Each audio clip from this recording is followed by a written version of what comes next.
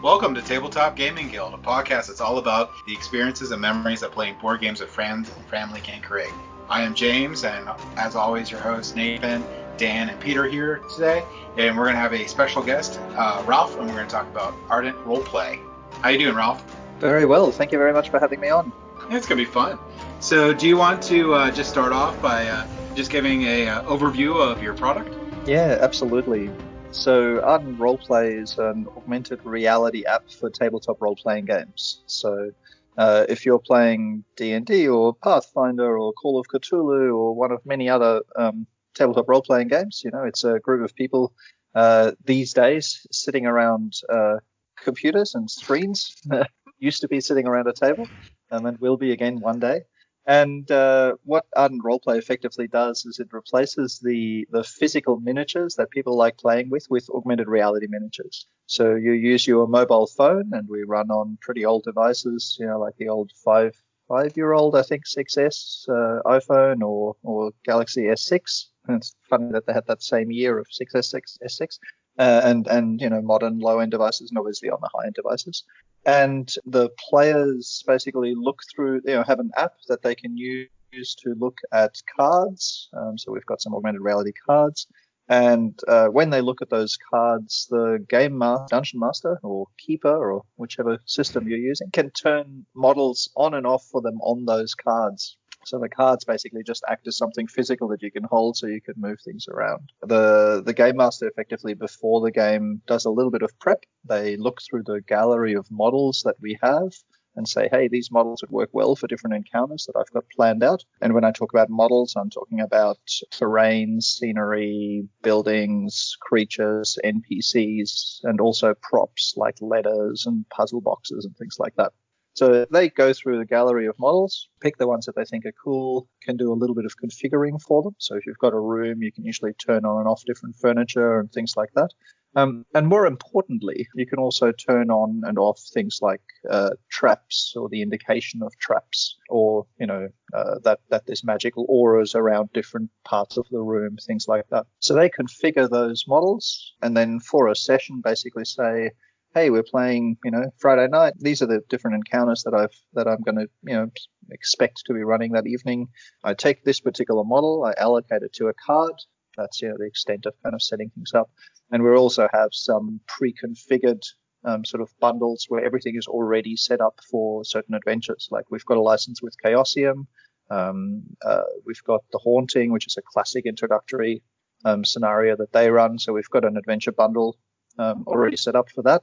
You basically copy across The Haunting, and you've got all the models there, everything there.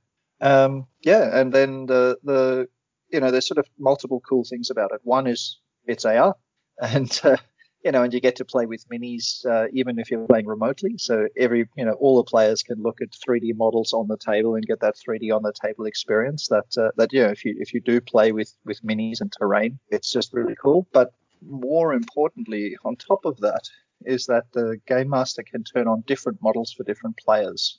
So, you all see a house from a distance, for example. We've got this sort of approach view, which isn't to mini scale, it's further apart. And then your party, is there, and one person says, well, I've got good stealth, I'm going to get in close and see what's there. They can now see the house up close, the other still seeing in the distance. That person, might say, I'm going inside, and then everybody else gets closer. You've now taken the roof off and taken some walls off, and they can see all the furniture. Everybody else is just still seeing the hut on the outside. So it's the sort of stuff that you can't do with physical models. And then more importantly, they might do some perception tests of different sort, detect magic, or, just a standard perception looking for traps. The rogue rolls well, sees that there's a trap door in the middle of the room. To the rogue's trained eyes, constantly thinking of how else to booby trap different things, it's just blatantly obvious to all the other players who don't live and breathe traps, completely oblivious to it, which is the way it should be. With Ardent Roleplay, it's just not there for the other players, and it's just blatantly there for the rogue. Same thing if there's a magical aura around something. The warlock sees the aura and the others don't. And then on top of that, we can also add text, pre-configure text with things, because when you do these sort of perception tests, generally you've got a fail, a partial success, or a full success. In a partial success, you notice something. In a full success, you understand it. So to notice it, we show it to you. We can highlight it with extra sparkly bits and, particle effects and things as well, because of course it's, digital. And to get you to understand it, we give you an extra text that you can, pop open or close. Notice your little flag that indicates, hey, there's something extra here that can explain it to you. So, an example might be that the magic user sees that there's an aura around something, but in a partial success, that's all they know. Is it positive? Is it negative? Is it cursed? Or is it blessed? Who knows? In a full success, they get the extra information that explains to them what it is. And when you take away the GM explaining that in front of everybody, then you bring in a whole bunch of extra role playing really quickly. Because, we love the make-believe of magic and fantasy. Obviously, it's why we play these games. But I hate the make-believe you didn't hear me tell the rogue that that's a trap. What do you do next? Right? And then we've got a bunch of other features on top of that. But, in essence, that's the kind of core of it, that it brings the AR that you hear Apple and Google and everybody kind of talk about a lot, phone-based AR. It brings that to the table right now. It makes miniature-based play really inexpensive. I don't know if any of you guys, I think I might be seeing some. So there's some models behind you, James. No, that might be. Hey, I have tons. They're off to the right. Oh, yeah, actually, you might be able to see a couple. But yeah. Same here. Yeah. And minis are awesome, and scenery pieces and terrain pieces are great, but they're, expensive. I've got a couple of 3D printers, and they're really cool, but they're slow. And then you've still got to prep them and print them and paint them, and store you them. don't have to paint our model and store them. Or transport them if you're not playing at home. And, if you're playing remotely, this is kind of like basically saying I'm making, one box of minis per player, and I'm shipping them to you, and then I'm telling you which box to open at which time. It's not going to happen. Yeah, so it brings that kind of affordable and actually usable kind of minis in. But really, I think for us, the really cool thing is the fact that I can show any player what their character sees, not what the other characters see. So my question, speaking of that right there, because I agree. I think that's the thing that gives you a level of immersion that you don't get. You were saying, don't pay attention to the man behind the curtain as I tell this other person something. Normally for me at my table, it's okay, you and I are going to get up, we're going to go to another room, I'm going to tell you what you see, then we got to come back, or I'm going to shoot you a quick text that tells you what's going on, and then it's up to you whether you tell everybody else or not. But for you all with Ardent Roleplay, how easy is it for the GM to relay that information? Are they also using a phone, or is it easier for them if they're using a laptop? I mean, what kind of interface do they have between the different devices, and how easy is it to turn it on and off that information? Yeah, absolutely. So for stuff that's really linked to the existing encounters, when it's the extra information that explains the bits for the encounters, you just prep that beforehand when you're kind of putting it all together, because you've got a clear idea anyway. If it's cursed, it's cursed. You're putting that in. So that's all canned. It's all pre-configured. The app for the GM runs on mobile as well, so it runs on phone or tablet. I might just do a quick screen share if you'd like, and then I can actually just show you. Yeah, that'd be fantastic. Awesome. Okay, so yeah, for the audience, I will put links up to the video that I'll capture for the screen sharing you're doing. So that's your main menu once you've signed in, so you can create a free account, sign in with Google, Facebook, or Apple ID and stuff, all the usual things. By default, what it shows you is the player interface.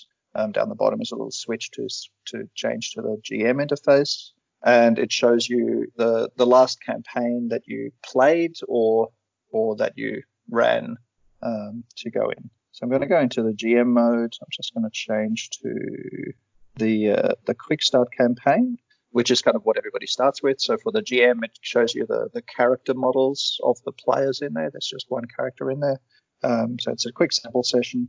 And then I hit host. It loads that down, unpacks some things. There's a bit of extra info there because I'm in a developer mode account, and then brings that up. So hopefully that went landscape and didn't just go weird. Yep. Great. So what you're seeing here is on the left-hand side, you're seeing the list of encounters that I've pre-configured. So I've got an adventurer, a dragon, an alchemist shop, a passageway, and a folded letter. And I can switch through those. So if I just tap on each one and see different stuff.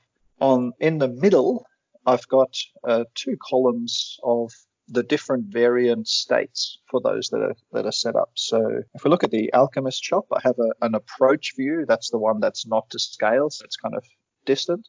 And I've got a little 3D viewer that I can pull up as the GM that lets me, rotate and do all that fun stuff. So here's an alchemist shop that my players might be kind of walking up to and seeing. And in fact, I can show you. I can go into a AR mode in here as well. So here we are. Look, it's you. And so I've got that, and then I aim it down at the card, and nothing happens because what I didn't do on the right hand column is a list of the players and myself, and whether the model is on or off for that player. Okay, so if you had multiple players, they would all be listed there.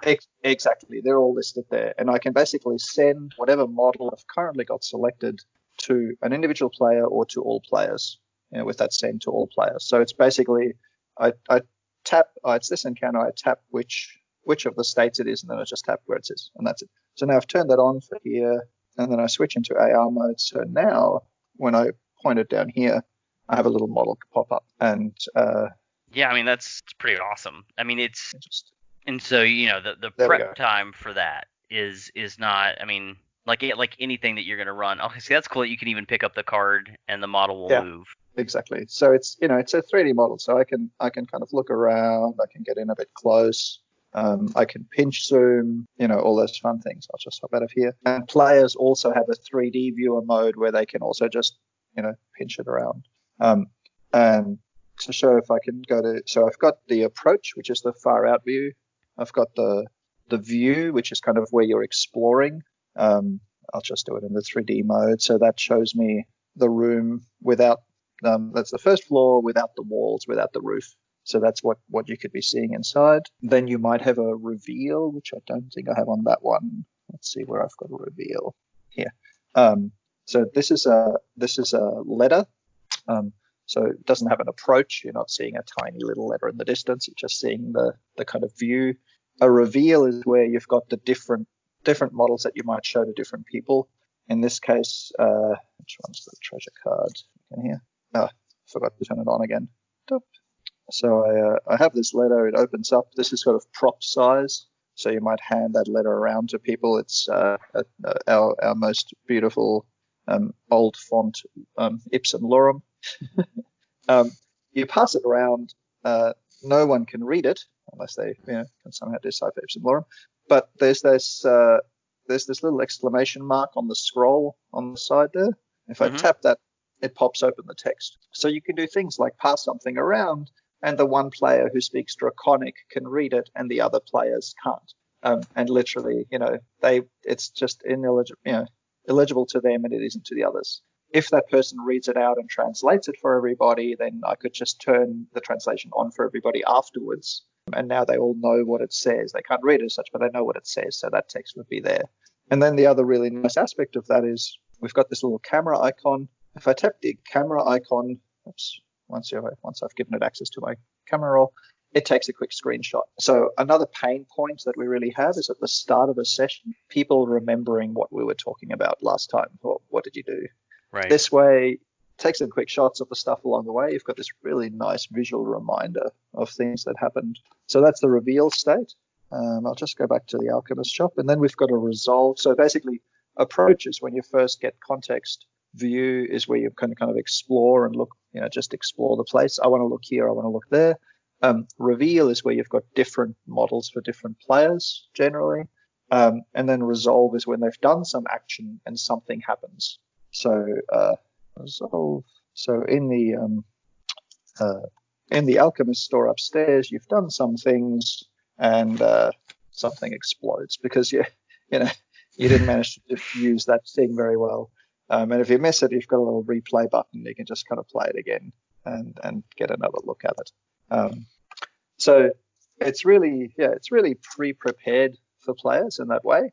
And then one other thing, I can turn status effects on for characters. So it's just got a couple of status effects kind of listed here. So I can make someone charmed. I apply it. You won't see that here, but if I just hop out and come in as a player, load that way. So there's that one other really cool thing. We have a thing called a party card, and the party card shows you the characters for every player in your party. So Morgan is now charmed, and you've got this really cute little charmed effect. If I pinch zoom them out a little bit further. What players can also do is they can change their health status from high, medium, low, dead. So I can say you're high, which is where they're at, medium, which is they're sort of bit crouched over, low, which is they're kind of struggling, death versus dead. So death is still sort of so death is a nice dramatic death animation, and then dead is just dead. So and the cool thing about that is every player has this card, which if you had multiple players, all the players would be laid out on that. And as a player, I need to occasionally go and look at the rest of my party to see how they're doing. Just as if, we're in a combat situation, I'd be looking over my shoulder and just making sure you've still got my back. It sort of eliminates that whole on a scale of 1 to 76, how are you guys feeling at the moment? which some GMs frown upon. I don't know why. This way, I look down and I go, oh shit, Morgan's in a dying thing. I need to go and factor that into what I'm doing in my actions. The other thing I should mention is that, I'll take it out, our recommended way of playing is that you have a little tabletop tripod and you just put your phone on that. Then your phone basically just becomes, it's sort of below eye level, it becomes a window onto the table, whether you're playing by yourself or with others. And you're just looking through that in the same way that if I had my glasses on, I'd be looking through my glasses and they disappear, right? I never sort of say, imagine what I saw through my glasses today when I was out. It's a mediated experience. And every time that we've done play tests with people and we talk to them about the game afterwards, and even actually myself, if I observe a game and then think about it afterwards, I think about what's on the table, not what I saw on the phone. The phone just disappears. That was definitely going to be my next question, was how that again, that immersiveness works for people. I mean, so you're saying that most people just kind of eventually feel like the phone disappears and you're just seeing what you would normally see. Yeah, absolutely. You don't have quite as big an angle, a field of view effectively. Right. But that's, often if it's a mini or a creature and stuff there, that's fine anyway. And what we find is people look at it, you might have a couple of, so I could put this down. So this is a dungeon piece. Morgan's lying in this dungeon and is dying, and just outside. The letter's probably the wrong thing, but let's throw a creature in there. Okay, we've got a dragon there as well. Right. So, I can pick the tripod up really easily, have a closer look. This is the tripod on the table. I'm getting still a really good view of the stuff that's going on. And I've still got place for my notes, my dice, all the other stuff that I kind of need. So this might just be getting too much into the weeds, but how does it know? Like for people who are listening right now, we could see the dungeon room, and then the dragon was standing in the dungeon room, looking at the mini of the character. But so how did it know to put the dragon in the room, like on top of it, rather than the room on top of the dragon just now? I mean, because you were just laying cards, and then your phone was translating those. So if I put the card closer to the phone, that I'm seeing that, and as I go closer to the dragon card, the dragon starts to bleed through. And you're going to get a bit of that intersection, like you're seeing here with the thing through the wall. So you just realize I'm going to, unlike physical models where they would actually bump into each other, obviously, right. Digital stuff doesn't bump into each other; it moves through each other. We don't have physics turned on because that becomes really painful. You just get really practiced at kind of placing the card down, slide it slightly. Yep, there you go. There it is. And AR covers physical reality. Currently, so what we refer to as occlusion, right? So if I've got let's let's take this model as an example. I have this dragon, and I'll put my finger here. But if I put my finger right up in front, the dragon still sort of sits on top, even though it's further away, right? The virtual models sort of take precedence, but multiple virtual models don't have that problem. You might have some intersection, but that's that. Yeah, this was a feature that really popped out to me when I was looking at your web page, because I thought that this has some definite uses and implications for both like mysteries and intrigue. Yeah, absolutely. Yeah, this seems like a very ambitious project, and that like D&D has like there's pretty much endless possible characters and creatures you can have, and and then you're not just doing D&D, you're doing Cthulhu, so it's like it seems like there's a lot you can put into this. How many models do you have so far, and like how many do you have? We've got a couple of hundred models. We've got a couple of hundred models at the moment so far. And yeah, absolutely. The model creation is the ongoing project in a sense. Now we've launched. Now it's out. You can download this right now, and then we release more models every month. Yeah, that's the thing. I had a question. What desktop tripod do you? I know there's a ton. Yeah, absolutely. So there's sort of $3 ones on Wish. I don't recommend those. Darn it!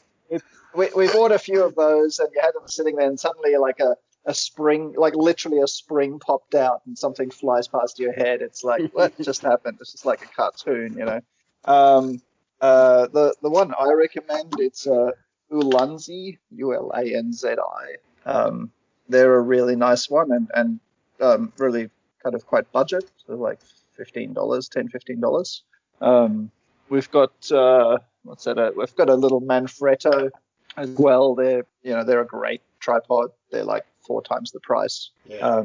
But the Ulanzi, Ulanzi, is a really nice little tripod. The new one is actually to some degree more useful than the Manfrotto because it has a little bit more. You can kind of go like a full 90-degree angle, which the Manfrotto kind of goes to there. So it actually has a bit of extra degree of freedom to it that the other ones don't. So in the interim as well, if you don't have a tripod, on our website in I think it's the fun stuff or free stuff section, I can't quite remember right now what we call it. There's a little origami stand that's like a little thing you can just kind of stand your phone on, so we get a bit of an angle, you can pick it up really easily, and they're really cool as well. Papercraft, there's something classic. Exactly. Yeah, it's under fun stuff. Speaking of kind of the free fun stuff, so as I said, the app works with these cards. We have a set of print and play cards online as well, so you can download and print those out.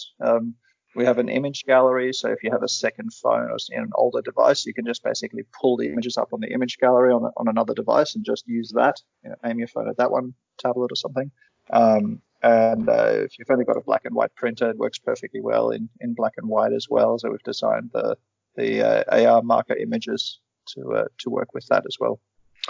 I was going to say, I did go ahead and jump on Drive Through RPG and did the print and play cards, and the art on the cards is really nice. So I was going to say that was a nice selling point. It's just that you obviously you're using the card to create this AR mini or set piece, but just the art on the cards is really nice as well, which I think was kind of fun. Yeah, I'll quickly talk to that. We worked a lot to see what we can use as an augmented reality marker that makes unique images. We tried to. We didn't want to go kind of like here's a QR code or something.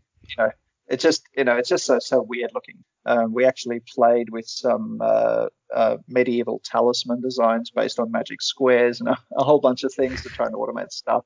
And in the end, what we want to do is have something that you could imagine you're sitting in a tavern and someone has it sitting on the table. They're telling you a story and they're laying out a tale, and it wouldn't break that immersion. And so then we kind of thought old tarot cards, and they're a tarot card size, which works really well as well. It works really well from if you're sitting around a table, you can be further away because they're slightly larger cards, and your phone will still track it. Particularly a couple of years ago when we first started development, obviously, modern phones, cameras are getting better and better. But working with lower end phones, it's great. So yeah, and then we really worked on that card design. We have an amazing illustrator artist, Lauren, who does most of her work. Some of them were done by another artist, Kit, in London, and they've done amazing work on it. Yeah, I was going to remark on the tarot. Like they look like tarot cards. They're not tarot cards, but they look like tarot cards for sure. Yeah, exactly. That was really the style, and they also on the card. So bottom right, they've got a little icon for the suit. So in the fantasy cards, we have 5 different suits. We've got dungeons, anchors, oceans, forests, mountains, and city. And so each of those suits has different archetypal cards, the same sorts of cards in it. So there's like a guide card. So there's a guide that you might see in the mountains, or a guide in the dungeon, or a guide in the city. There's a treasure card, there's a building, there's a landmark, there's a trouble card, there's a treasure card. So different kind of archetypal ones in those settings. And you don't need to use, there's a creature card. So you don't need to use the ocean's creature card to play an ocean creature. You can put whatever creature you want on it. The archetypal system in that sense works really well for me as a GM when I prep for a session. I've got a little bit of a reminder of what the layout of the story might be. I could do a real kind of hero's journey kind of approach to it. Even I have them sitting in front of me. It's just that little prompt so I don't forget. Don't forget to put the guide down that gives them that really interesting information that they will need later on. And you can play an NPC character, who stands there explaining things. And again, I can put the text of what they need to explain into the text, so I can show it to them if they ask the right questions. And they can take a quick photo of that, so that later on down the track, you remember what the mayor of that town asked you to do. It was only 3 days ago that you left the town, which I realize in real time was 4 months ago since we last met. So surely you remember. Everybody's like flipping through their notes. I tend to take notes as a player, and they tend to make perfect sense to me when I wrote them down. And when I look at them later, I'm like, huh? What's this abbreviation for what? It's dreadful. Whereas with this, I can just go in my camera roll, scan through. There it is. It's lovely. And again, I can send different things to different people. So if we've got, if there was thieves' cant, so they're all getting stuff explained to them, and they go, that's really cool. And the rogue gets a little extra note that says, thieves' cant. This informant is also telling you something, something, something. Nobody realizes that player is getting some different information right now, because they didn't see me pass a note. I didn't take them in the next room. I didn't pick up my phone and they got a text. There's no indication that they got something else. Or you could go all Galadriel and do, warlock mind-to-mind kind of contact. Or you could even become much more kind of realistic with it in that, there's 5 of us right now. I'm explaining what our app does. You've all got a different interest in game. You probably play different characters when you play it. You're all picking up on different elements of what I'm saying. If you were to kind of talk about, what did you really get from what Ralf told you, you're probably all going to remember different things. I could actually play on that and basically say, you know what, I'm going to have my NPC tell them things, and I'm going to tell each player more what their character would be interested in, because that's cool. That's what they would remember afterwards, right? And then they have to role play and piece things together. I've got a little one little encounter that I put together in a sort of an ocean exploration based adventure where there's a treasure map. So we've got this really beautiful treasure map. X marks the spot, a coastline prop model, and and you can pass it around. It's a map. One person goes, treasure map, cool. Let's go and find this treasure. The next person sees it, and the text that pops up for them is, this person is the child of a trader, like a merchant family, and the text pops up saying, in the border of this map is a merchant code that only you can read, and it warns of these pirates in this area that are absolutely fearsome. And the backstory is that this person's parents were killed by pirates. Right? So it's like, I'm going to hit my goal here. Pass the map to the next person. Oh, you recognize this area really well. You grew up here. Your parents were fishermen. but nobody needs to be aware of the conflict that is about to ensue, coming out of all this. And it's what you would, recognize if you looked at the map. You'd go, oh, I know this place, or, oh, there's a code nobody else can read. It's once you realize what you can do with this extra text in a really completely unobtrusive way, it just opens up so many possibilities. I had one of my staff members once ran a game where he really wanted to play with this hidden information. This was years ago. And he realized the only way to do it was to pass everybody notes all the time. And sometimes the notes were just like nothing happens. And sometimes he passed everybody a note and everybody's note said nothing happens.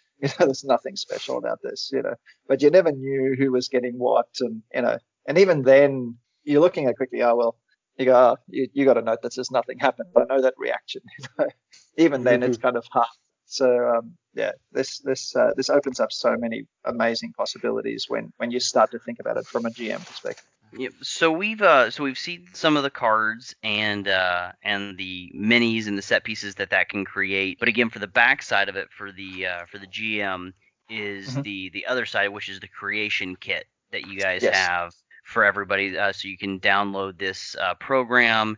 And that's where you create all of what it is that your players are going to see. And so, like you're saying, with these secret things that only one player is going to see rather than another player, that's where you would do all of this prep, is inside that.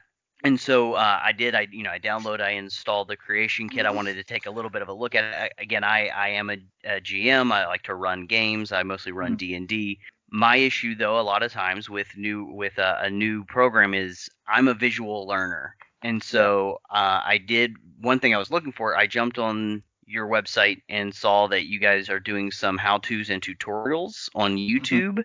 Is there a plan to put out more of those where it's actually somebody putting a session together through Creation Kit so that a GM like me who visually learns can watch it happen? Yes, absolutely. Right now we've been really focused on launching some more player functionality, which is coming out this week. And as soon as we've got that bit kind of out, then we're going to really dive into the how-tos in detail.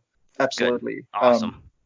And we really recognize, as with all apps, when you're building something new, there's always that problem of making it, of overcoming that barrier of entry. Right. Yeah. You want to make it user friendly. You want it to, because again, like you said, until you get to that point, it can sometimes be a hard sell with a new item. You're already used to your minis and your set pieces that you put down in person. So how do you teach somebody a whole new set of skills, which is going to benefit them, but you got to make them see that. Yeah. Exactly. Again, I can kind of give you a really quick view of the creation kit if you'd like. I wouldn't mind having a look at it. That was one of the things that I wanted to know exactly how it brings everything together, sort of. So on the left-hand side, you've got the campaigns that you've previously done, previous ones. So if I go to Quick Start, so everybody, when you download the app, it automatically gives you a Quick Start campaign, so you've got something to kind of play with. So when you go into Quick Start, you've really got three kind of things. One is just your campaign details, where you can just put some extra text that talks about what you're doing. The second one, which is the main one, is the list of encounters. So these are things that you've kind of looked together and pulled together some bits. So if we look at that alchemist shop, again, you look at each of those, it gives you a bit of text that you can look at. Go to the alchemist shop, I can edit that, unpack those files. Incidentally, I'll also say, so when players join a campaign, they do that with just a little 7-digit code that you give them. They join in, so you're not going to get other people Zoom bombing your campaign or anything. And they can't see beforehand what models you're going to use, so they can't kind of go, oh, there's a dragon model coming up, I'll prep for that, anything like that. It will dynamically download the models at the start of a session. So what they can do before the campaign is just go into that campaign. It'll download what they need, and then afterwards it's all locally cached, and all they're getting is just a tiny notification of turn this on, turn this off. All right. So in here we've got up the top a thing that tells you what you want to call that encounter. So alchemist shop upstairs. So I can change that. Main room. I might decide to have an extra room. Oh, do we have a main room? Character limit. We have a character limit there. I didn't know we had a character limit there. We will fix that. There you go. A weird little things. Oh, it's probably so that it doesn't look weird so much on the thing. Anyway, there's a character limit. We'll probably take that off. Got a name there. Then you've got these approach, view, reveal, resolve. Those 4 states that I've talked about. So the approach has a smaller scale kind of model like that building here, and you've got this little 3D viewer that you can look at. And it has so this is with this one there's a single state. There's just this approach, and there's not a lot you can actually modify for that approach. There are other models in the approach view where you can turn like rain and weather effects on. Like we have a ship model. Actually, if I just go back out, I'll continue without saving. If I do create new encounter, and let's say I go down to the ocean, look at this top deck. So this pack, so these are kind of different packs of models in different settings. So this top deck pack has a golden eagle. It has some interactables like a ring and a desk and things like that. It has some NPC, and it has these stages, which are the bigger kind of scenery, terrain kind of models. So yep, they're cool. There's sorts of things I want. I'm going to look at that 4 deck, quickly download that, add that to my library of things. And we're making a visual catalog, so you can kind of look at those visual. It's one of those things you make it when you've got a couple of models and you know what everything is, and then you realize this is never going to scale to a couple hundred models. So we've got a visual catalog obviously coming out that you can browse through. So here, if I go to the approach view, there's nothing kind of set up yet. I create a new viewable state. Okay, and here's my ship. Let me zoom out a little. So here's a ship on a little block of ocean, and those waves kind of move. And I've got 3 different sets. I've got a calm ocean, I've got choppy ocean, and I've got stormy ocean. So here we go in. The ship kind of bobs around. The waves move more. There's a bit of storm stuff happening on the same time. So I might go cool, stormy. I'll create another one, calm, and then calm, and then I'll create another one for choppy. So now for this model, I've got 3 different states for those 3 different sets. That's it. Save that. That adds it to my list of encounters. It's kind of there for me to use. If I go back out to the encounter list, the Alchemist Chop is a good example for then other thing. So that's the approach. Now, if I go into the view, which is kind of where you're exploring, I've got 2 sets, one with walls and one without walls. So here's ones I've already set up. I'll just set it up without walls for people so they can see it. And I wonder whether you can see. So the staircase, actually you can look down. So you can see that there's some stuff down there. Another room down there with floor and stuff. And so in here I've got a desk and all sorts of things. And those are the kind of interactables that I can turn on and off for that. So I've got a small desk. I've got this small desk here that you can see. Take that away and I'll put that here instead. So that's one that has a bit of a magic aura on it. So I can configure this so when the wizard looks around, say I do a detect magic to see if there's anything in this room that I want to have a closer look at. I just turn that on for them, and they go, yeah, I'm having a closer look at that desk. I want to check that out. And then I can do things like, it might be a little hard to see, but if you have the drawer's open, yeah. Yeah. So, and they actually kind of open up. So another thing, we're looking closer, and the drawers open up and come out, and I can overlay it so you still got the magic sparkle and things like that. These things. And then here we've got a whole bunch of stuff. There's a note. So here you've got a folded note that's there. If somebody says, I want a closer look at the note, then I go across to that prop card that has a note that opens up. And then they, just say, okay, now look at this other card. Oh, that's the note. Now I can kind of explore that separately in that way. And then here we've got a whole bunch of things with different variations. It's blank. It's got text on it. So it might be blank, but somebody says, I want to check if there's any kind of secret writing on it. I hold it under a torch, or I squeeze lemon, or I have some powder that brings secret writing out or something. And they go, yes, you see, and suddenly there's text there. You say, great, there's text there. I still can't read it. Not very useful. And those things. So we've got a wall save here. We can open that up. the door opens if you manage to kind of have a skill test to see whether you can guess the combination code. And there might have been some things earlier that had some numbers, so you can almost turn this into a bit of an escape room kind of engagement as well as sort of puzzle rooms, where you can put all sorts of clues around the room with text and different things, and then that gives you the number that gets into the safe, and then if you're in the safe, you can then get to that next level.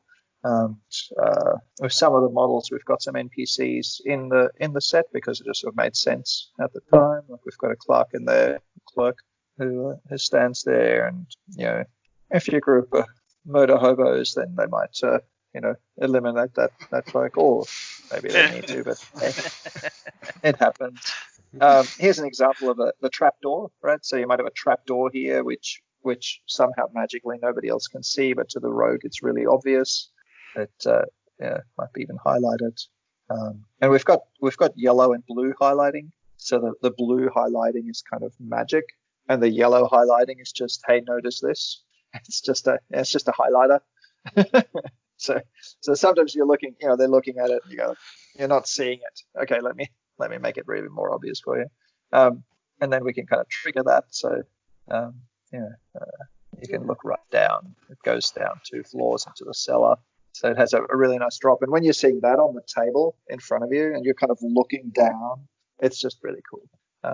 It's one of those things I always wanted to build in my house. A trap door, that in a secret room, right? Yeah, twofold. It's a trap door that goes down to the DM room. Yeah.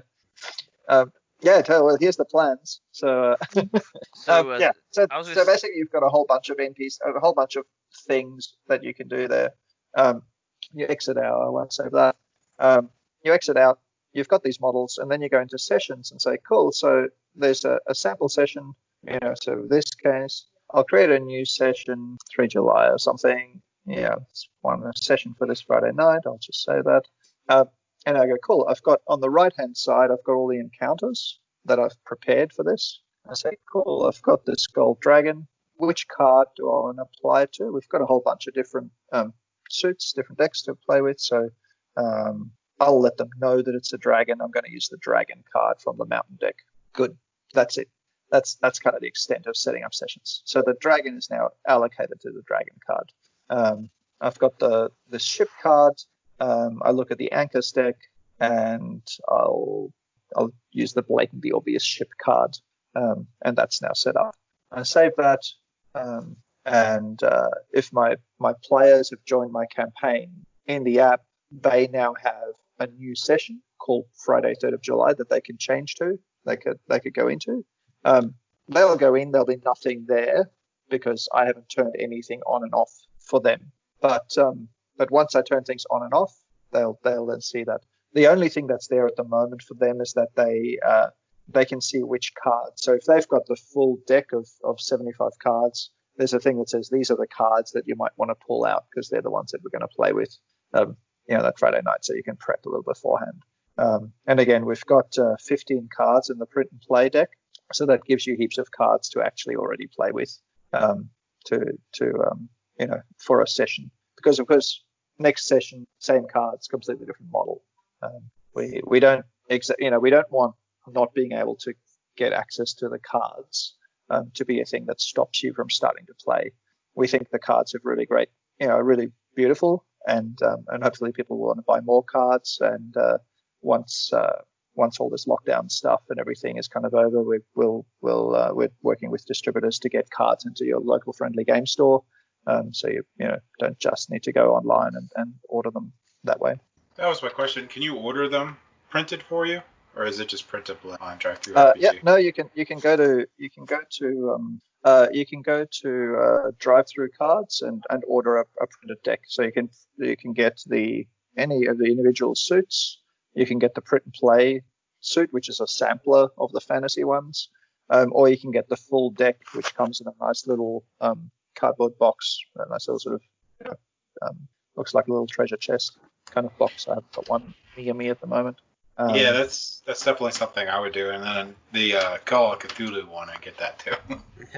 So, yes, the Call of Cthulhu ones have just come for printable. So I've got, I just got my proofs the other day, and they're absolutely gorgeous. That's awesome. Yeah, they're really nice. They're fresh off the press at the moment. But yes, so now that I've got my proofs, we've managed to turn on that you're allowed to also get them printed and sent to you. So before that, you could only have the kind of your print and play version, but now you can get them professionally printed for you.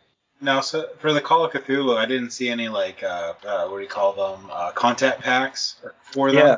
Is that coming or? It is coming, yeah. So right now we've got the Haunting Adventure bundle for it, so you can play the Haunting kind of adventure. And so then the next thing for us is that we're looking through a couple of other adventures and then bringing out packs for it. So buildings with different things. So in the Cthulhu mythos, kind of Call of Cthulhu games, the more interesting things is that you've got sort of the psychosis kind of effect. You've got stuff that moves around in the room. You've got blood rain. You've got different things like that as your players go mad, they start to see things, or that's what's really happening. It's hard to tell. Yeah. Do they all see it? Does one person see it? And again, because it's such a, there's so much investigation in it. The players are called investigators. That's how much investigation is in it.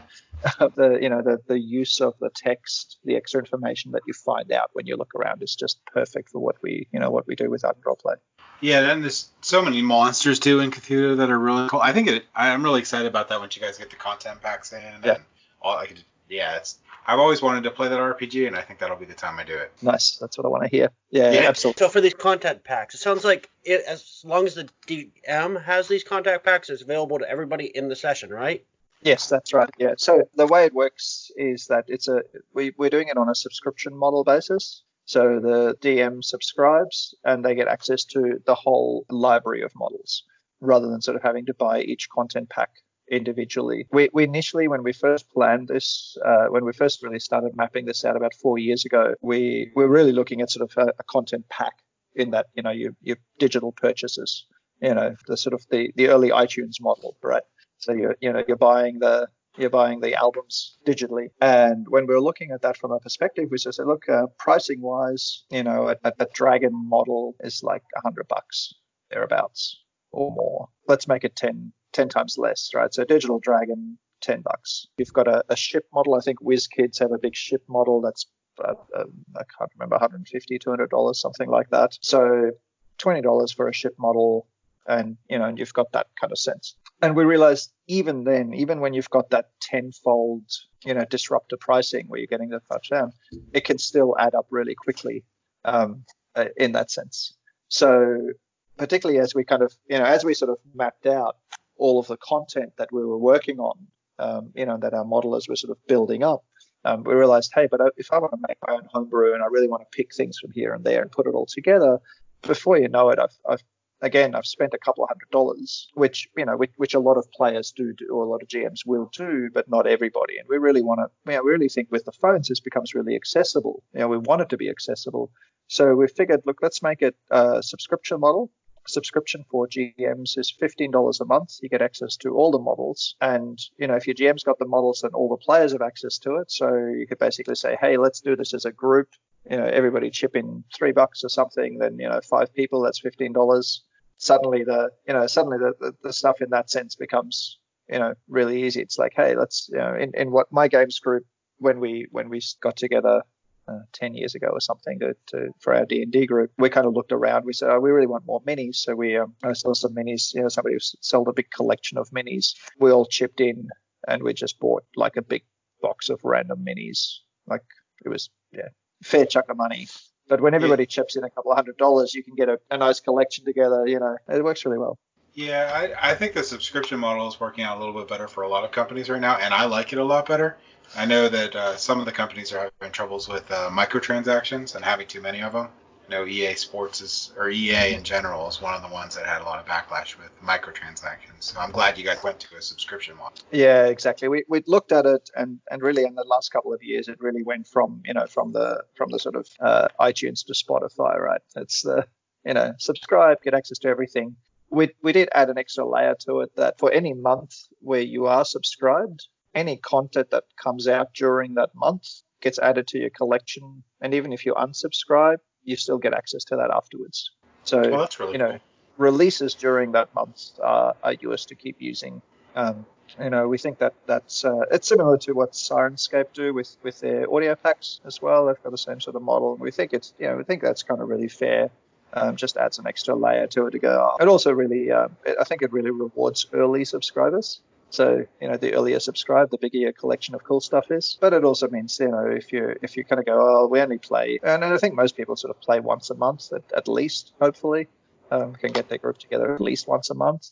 So, having a monthly subscription kind of makes sense in that way. And then what I said, so we've got so for a player, this should be the next question. Players don't obviously need to subscribe. The GM subscribe. They get access to all the models. We are bringing out a player subscription this week. That's $4.99 rather than $14.99. And the player subscription then brings lots more character models in. So when you saw the characters that you can do there, brings in a couple of extra features. Initially a dice roller, and there's a few other things that we're working on. We'll also be bringing out companion animals and vehicles and other stuff over time is what we're working on towards that. So a few extra features and then an ongoing collection of character models that you can kind of look with. And then we'll have some modification at the moment for every character model. So when I think of a character model, it's like a race class combo. So for the Elf Ranger, you can switch between two body shapes, body morphologies, whether you want a more feminine or masculine looking character model. And you can change skin tone on it, because that was a somewhat a relatively straightforward thing for us to implement. So in the end, it's going to be, it's going to be cool and people want it, and it's going to be it's going to be implementable. And we'll be bringing more kind of modification out after that. So again, at some point we'll have extra modification that you can do for your character models if you're a player subscriber on top of that. And again, any character models that come out while you're a subscriber will be added to your collection, and you can play with those afterwards.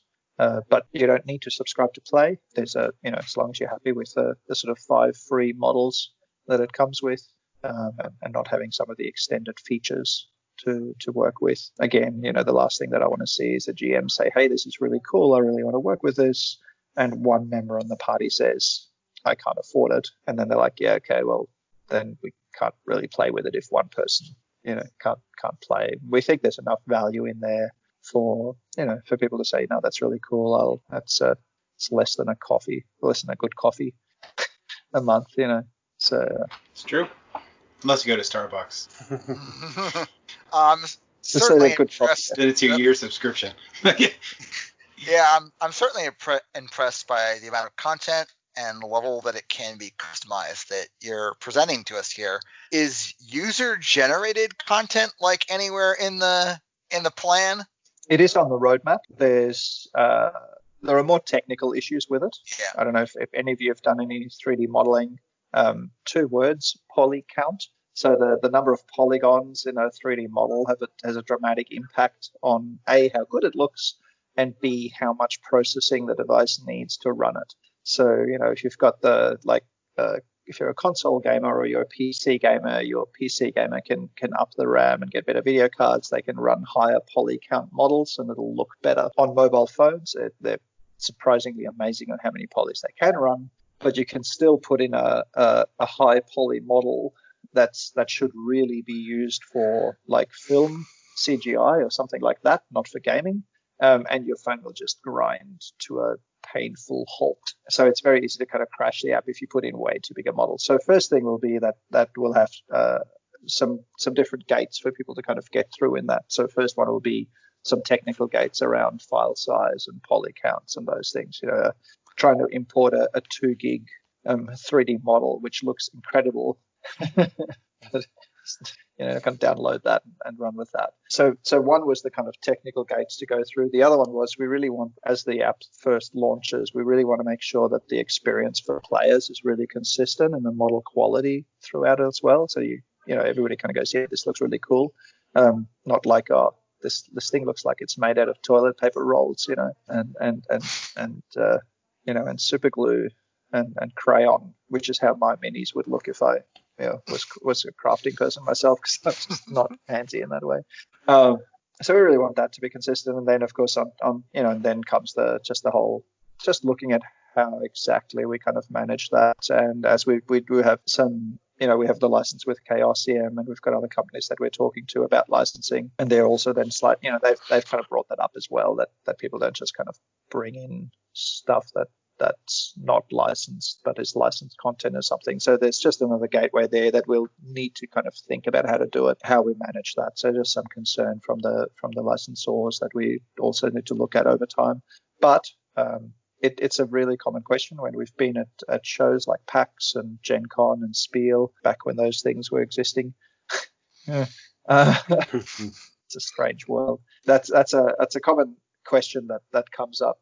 Every second group of people that kind of look at it, there'd be somebody who's done a bit of 3D modeling or has a 3D printer or has got into that. And then the other point too is as you saw in the creation kit, I mean, as you saw with the models, right, they're not just a static model like you'd have for 3D printing. They're animated, they're colored, unlike, the STL files that you have for 3D printing. And they have a bunch of stuff that you can configure on and off along the way. So probably what we'd have in the roadmap, the easiest thing first will be that it's just a static kind of model. Then the anim controllers, and then the configuration. There's a whole bunch of kind of extra layers to what we've set up for the models that we use in the app. But certainly there's a lot of interest for it. We think it's a way of bringing more stuff in. First step probably would be you can upload a static model and just use it in your own games, and then we'll look at how that takes off and then build on there for more wider sharing and things like that. If anybody's listening / watching this podcast and thinks that's really awesome, I totally want to make models for this, send me an email and add you to our list of potential modelers to make content for us, rather than going down the end roadmap too. That's really cool. It's a good segue into. I was looking at your article on remote play and RPGs in 2020.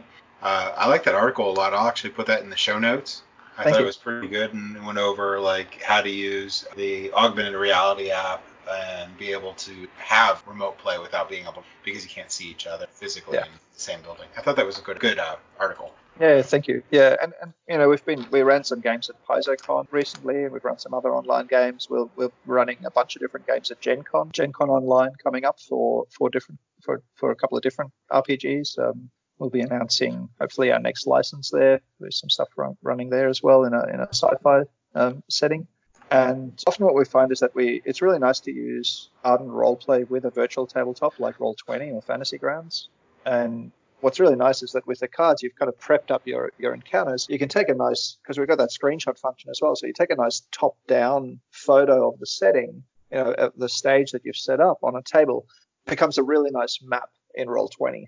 So, you've got those visual images, and they really match. So you can kind of do the exploration where everybody sees the same stuff, and then players can still get that 3D kind of thing at home and explore it, and then be shown all the extra stuff that they can see. But it really matches what's on the virtual tabletop for the sort of tactical, locational, what's where kind of perspective. So other than Gen Con Online, are you guys going to do any more online conventions this year? So we're normally at PAX Oz in Melbourne later in the year. And PAX has gone PAX Online with PAX West, PAX Oz, and Electronic Games Expo, EGX, over in the UK. So that's going to be a multi-day event with 24/7 or 24/3 or however many days it is, with 24-hour events going on during the whole time. So we're looking at talking to the guys there to see what we can do with that. And then we're also looking at, so we've got a stream that we've just started that I can send you the link to as well. So we're streaming on Twitch. We've got a fortnightly D&D game that one of our in-house GMs runs with some people. So if you want to see Ardent Roleplay in action, you can watch that. Actually, we did the Haunting Call of Cthulhu game last Saturday, and that's online, so people can kind of watch that and see how that works in that sense. Yeah. So there's I think so. Gen Con, PAX are the two kind of main next ones. Spiel, the big board game. You don't know Spiel. We had a booth there last year. It was just amazing. Obviously, they've gone digital this year. Spiel.digital. We're still looking to see whether it makes sense with what their offer is, what they're doing, whether we do stuff there. So we may end up having some online presence at Spiel, and we'd organise some games around that. That's happening in October. Yeah. So the big PAX Online event's happening in September. Gen Con obviously end of July. So possibly Spiel in October. And not sure yet after that. So you said this project again started about 4 years ago, or has it been even longer than that? Bit of history. So I have a PhD in distributed systems design, so computer science degree, and then PhD in distributed databases and that sort of stuff. So and worked at some of the unis here as a researcher and academic, and worked with spin-offs and startups and through a research center and different things. And my focus kind of shifted from your classic sort of data management to more ad hoc collaboration, business process engineering, and then to usability, user experience design, UX.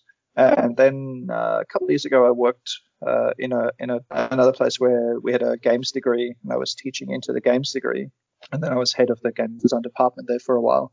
And one of the semesters when I was teaching, I used to always kind of, here's the core stuff that we're talking about, which was serious games for learning, that sort of stuff, and monetization, commercialization. I always throw in some interesting advanced tech for them to play with as well when they were implementing their projects. And one semester we did AR, because it was sort of, you could make stuff somewhat. This must have been 2015 or 2014. I think it was 2014. And that's when the idea kind of first hit me of, we could use this on table, like in RPGs. And then a couple of years later, two of the graduates then at that stage came to see me. I was actually at my own company at that point because we were looking at making more games for learning, serious games. So we've got a couple of things with some universities, Master of Psychology students and things like that. So a really interesting space that I really enjoy. I really love bringing all the games design principles into education because it just makes learning much more engaging, but it makes it really transformative. Like when you're playing, you really transform your attitudes and your behaviors about the content in a much deeper way than if you're just kind of traditional learning. So a couple of grads came in and said, look, we've got this card game that we want to commercialize. Can you give us a bit of mentoring on that? And I said, yeah, sure, happy to. It's still sitting in a box at the moment. Happy to.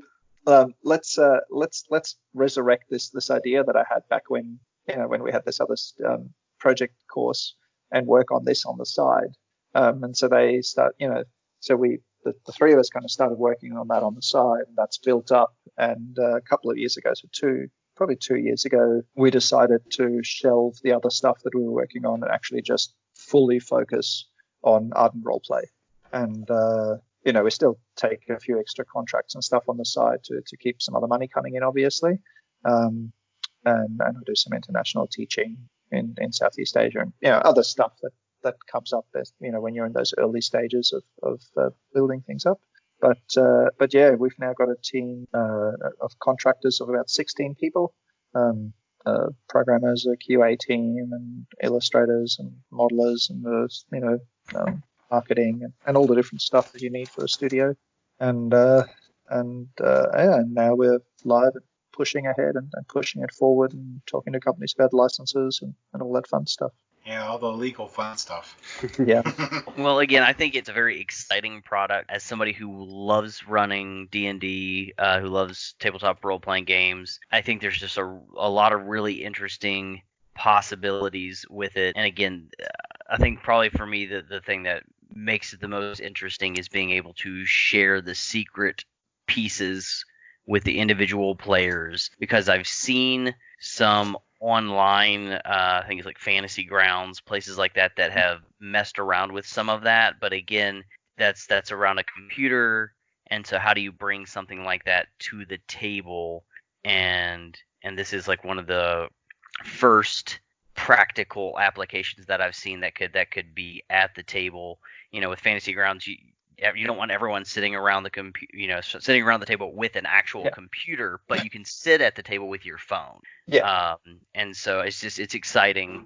And it's definitely something I'm going to be continuing to watch as you guys continue to grow it. Thank you very much, Peter. Yeah, I really appreciate that. And we really found, and particularly, I think one of the big transformative steps for us was the use of the tabletop tripod. As soon as you weren't constantly picking up and putting down the phone, and it just sat there and just gave you this ongoing view, that really transformed the usability of us, because the usability is really important in all of this. The AR is really shiny and it's cool, but shiny wears off. and we really and that's when we really said, but once you've got that and it's engaging enough and cool enough for you to want to keep using it, that's when we kind of looked at what are all the other pain points that we can address. Things like the secret sharing, things like the the health sharing between players, which we found actually ends up building more rapport because you're making that effort to look how the other people are doing. We're looking at loot management, so that's another pain point. End of the session, so what do we get? This and this. Oh, who's writing this down? Who's awake enough to remember? I want this. No, I want it. All those things, right? So we're looking at all of that loot tracking, is on the roadmap to bring that in. It just makes perfect sense for that to be pre-prepared by the GM and for you and your app to go, here's the list of stuff. Do we share this gold evenly among us in the party who are here tonight? Or do we share it evenly among us in the party, even the person who can make it tonight? There's a wand of wanding. Well, who wants it? Everybody who wants it can flag it. Cool, only one person wants it. It's yours. You can do things like if you've got items, you can look at what their relative cost would be. So you could basically split it. All right, you get the wand, but I get some extra gold. That's fair. Mm-hmm. You can do a bunch of those things that if you're going to do that by hand, it ends up being like like trying to calculate the relative tips and everything in a restaurant just becomes kind of painful and you say, forget it, too complicated. But then there's always that sense of, well, I didn't actually drink any wine tonight. Why am I paying more? So this way, we can bring a whole bunch of that stuff in. So we really kind of looked at it and went, this gives us a way of using tech for the stuff that tech is really good at, which is really information management, right? Absolutely. And visualization. And that's what a lot of my background is, what I did research in and stuff like that. So, for me, that was like, cool, as I've got a big list of functionality and features that we're going to be looking for in the future that again can be implemented once we've got it. And if you do streaming, having one person, you can send the models to everybody. They can look at stuff. You have an extra invisible player who streams their phone as the camera, the Ardent Roleplay stream, just like what I do with the screen sharing. And the GM just sends the stuff to them, and they can switch. In the app, you can also switch which state you look at. So if I sent you 3 different variants for a card, you can toggle between which one you want to look at any point of time. So that person could go, I'm going to show everybody what the rogue is currently seeing, or I'll switch across to what the ranger is seeing and things like that. And so now you've got, animated different views on it that aren't like you're streaming World of Warcraft online kind of view. It has more of an RPG feel to it, because you can still see stuff on the table, and it has more of that vibe of this is like one of those cool tables full of models, which I think that aesthetic is really important, to maintain in tabletop RPGs. Yeah, it seems like you put a lot of thought into who your target market is and what kind of players are going to be playing this. It's like you've got prepared for secret sharing, you're prepared for murder hobos, and I'm personally pretty excited about the fire effects. Yeah. Nathan, do you want to light the world on fire? Just checking. No, I don't. No, yes. Yeah, absolutely. One of the get out here. I'm just going to pull up we have our own kind of adventure that we made with a couple of levels just for people to be able to kind of go through and see different things. It's what we used for the beta testing. And that one. So if you go into the app, into the GM mode, where you change which campaign you're running, if you can copy in a pre-existing adventure bundle. If you copy in the Ardent Adventure, that has a couple of settings, and it has one which is the road, which is the kind of opening one. If I'm loading that, if I remember this correctly, I hope I do. It has a nice hut. That's part of that early exploration. Yes, rural hut. So this is the GM interface. So we've got this hut, and this is a great example of this is the approach view. So you're really far away, You've got some trees. You're just sort of seeing through the trees. If you think there's a threat, you might have the ranger with the bow and arrow kind of staying in the distance just in case something approaches. Then you can be that's the card. You can be outside. That takes you nice and close. All the windows are shuttered and you can't see anything. Then I can take you inside again. So you've got that nice hut. Some cool things to see. Probably should have turned those 2 windows off anyway. Floating windows there. And what's that? That's this card. Oops, turn that on. And now if I just one of craziness. So now if I go to the AR, you've got that nice hut. But oh my goodness, it's on fire, ladies and germs. There you go, Nathan. Because that's the cool stuff. That again, you can do it with your physical models, but your partner gets upset about the kitchen table. And, and it's just expensive. So yeah, that's pretty awesome. Yes. Yeah. Okay. Particle effects are very cool. So we've got a flash sale coming up. So we're about to launch the player subscription. By the time this goes online, the player subscription will be up. We've got a flash sale coming up as well, which is basically reduced subscription prices.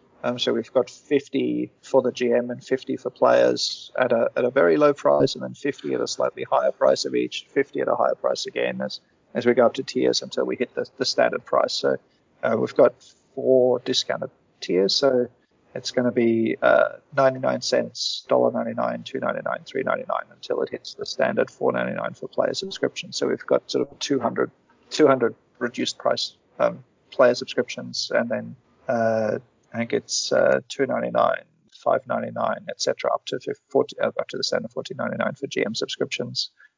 So some of your players we'll see how we go at that point. So they may all be gone by the time you audience hear this, or they may not. So check it out. If you do get in on that flash sale, if you get it in, that sort of $2.99 GM subscription, that's an ongoing $2.99. And if we do any price changes later, we're grandfathering previous prices, so you'd have an absolute bargain from that perspective. So that coming up, but I think other than that, the main thing really is please download the app, have a look, check it out, look at the print play cards, just run the quick start adventure that it comes with, and if you could give us a good review on the app stores as well. Somehow we only have a single review on the US App Store for iTunes for some reason, but so if you guys could download it and hit a couple of stars, the higher the better. We'd love you.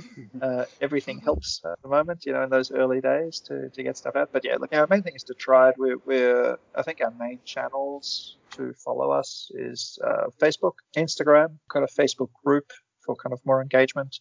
And if anybody's downloads and then sort of struggles with it, like Peter said, we have got a YouTube channel, and we'll be putting more how-tos up on that over time. But if you've got any questions about anything, we've got a group of people. We're always super happy to kind of answer stuff, or even do a quick Zoom call or Skype call or something. If somebody says, hey, I really want to use it, but I'm just really struggling, at this point we could still organize a quick call with someone and just take them through it as well. So, personalized service. I do really like the fact that you can download the app for free, you can try it out for free, you can print out the cards for free, so you can see if you really like it and do the subscription thing and get even more content. Yeah, thank you. And if somebody wants to subscribe, where's the best place? Is it within the app? Yeah, it's within the app. So okay. In the app there's a store, and you just do your subscription straight there. Fantastic. We will have something within the creation kit as well. I think from memory at the moment that's not turned on. I can't quite remember. Yeah. At the moment within the app is the easiest when I had the creation kit on earlier, I didn't see a way to subscribe through there. So yeah. we're setting up. So if you download the app on Android, then obviously you're using the Google Play Store kind of subscription. If you download it on iOS, it's through the iTunes Store subscription service. And outside of those two, we're setting up a subscription with Xsola, which are the same ones who do subscription for Twitch and those kind of places. So it's the kind of 3 big kind of services really that when we looked around, Xsola really do most of the game subscription stuff. They manage that really, really well. Do you have bundles for if you want both the DM and the player subscription? If you subscribe as a DM, you get all the player subscription value automatically. Okay. Down the track, as we bring more genres in, we're going to add some extra tiers where we get access to content across some different genres, which is partly if you're only playing one genre, you might go like, hey, why am I paying this? But I only want, I only play Call of Cthulhu. Why am I paying for all this fantasy content and stuff? So we're looking at doing some tiering down the track. Again, right now, if you subscribe now, we're looking at grandfathering everything for the kind of existing until we get multi-tier sort of stuff in down the track. So the earlier you get in, the more models get added to your collection that you can keep reusing, and the better you'll be as we bring other genres and other systems out that we support. I was gonna say you might always want to bring in like a Call of Cthulhu monster into your D&D campaign. Oh, absolutely. Yeah, just totally. Out of nowhere. Yeah, exactly. Or or the other way. In your characters are getting a bit of a psychosis in a Call of Cthulhu game, and they start seeing fairies and dragons and fantasy creatures. It's like, what? It's like, yeah, no, you're just mad. That's all. It's just that. What games do you guys play? So D&D, obviously. I was gonna say, yeah, I play D&D mostly, and I've played a couple smaller RPGs, but mostly D&D. What are the smaller RPGs? There's one called For the Dungeon. That I've played a handful of times, as well as Modern Age. And then I've done what was the other one?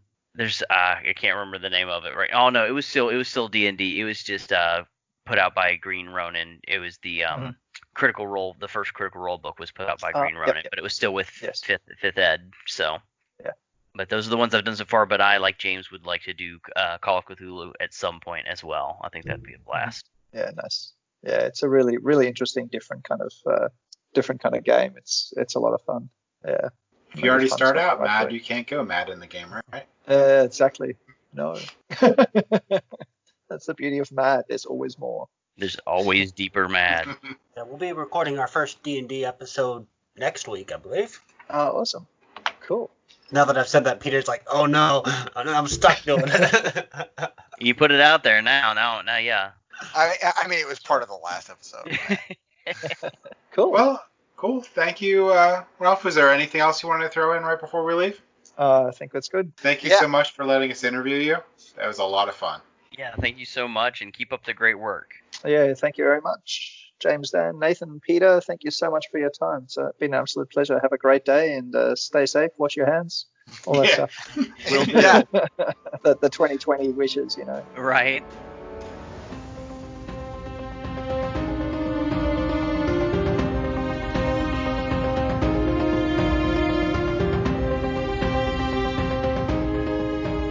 Thank you for listening. If you have any feedback for us, feel free to visit us on Facebook, Instagram, Twitter, or Board Game Geek Guild 2989, or our website at tabletopgamingguild.com. And don't forget to like, follow, and or subscribe. Tabletop Gaming Guild is a product of Tabletop Gaming Guild, LLC. All rights reserved.